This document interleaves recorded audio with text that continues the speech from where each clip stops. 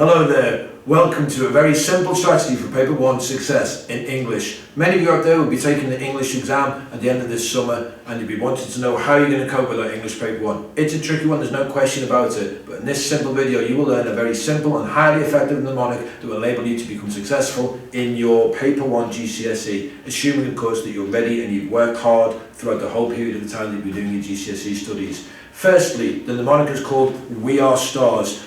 Just remember that all the time, we are stars. The W stands for we and you. In your reading and in your writing paper, always look for writers using the words we and the words you. It brings a sense of involvement and a sense of cohesion to the piece and gives the reader the sense that the writer is on their side, is encouraging them to be a part of their arguments. It's particularly important also if you're writing to persuade, we and you. Emotive language. This is crucial. Everybody always uses language, but particularly look for emotive language. Words which carry heavy emotions associated with them, positive or negative. We and you, emotive language. That's the we in the we are stars. Secondly, we're moving on with pace now, and we're looking for the ARE.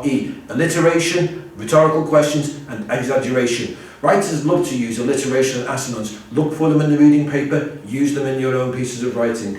Rhetorical questions. Writers always use rhetorical questions, don't they? And they're incredibly effective and powerful, aren't they? So make sure that you look for them and try to use them in your own writing. Exaggeration. I must have told my students a million times, do not exaggerate, and yet they continue to do so. Look for exaggeration, writers using that particular technique, and try to use exaggeration in your own pieces of writing for examination success. Moving on swiftly to the stars element of We Are Stars. First of all, statistics. 2 points of view, anecdotes, repetition, sarcasm and satire.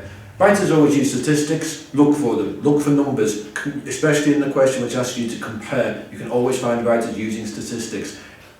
Similarly, in your own piece of writing, try to make sure that you use statistics. If you have to make them up, make them sound realistic. 2 points of view, writing to argue, writing to persuade. Oftentimes writers will include 2 points of view. Try to find them in pieces of text that you're reading, and in the same way, use them in your own pieces of writing. Anecdotes.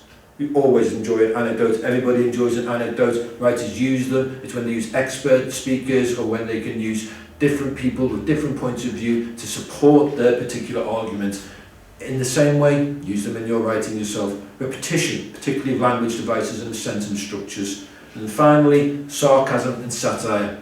Everybody enjoys a nice bit of sarcasm, and if you're looking to get an A star, you're looking to try to write in a satirical vein in your pieces of writing.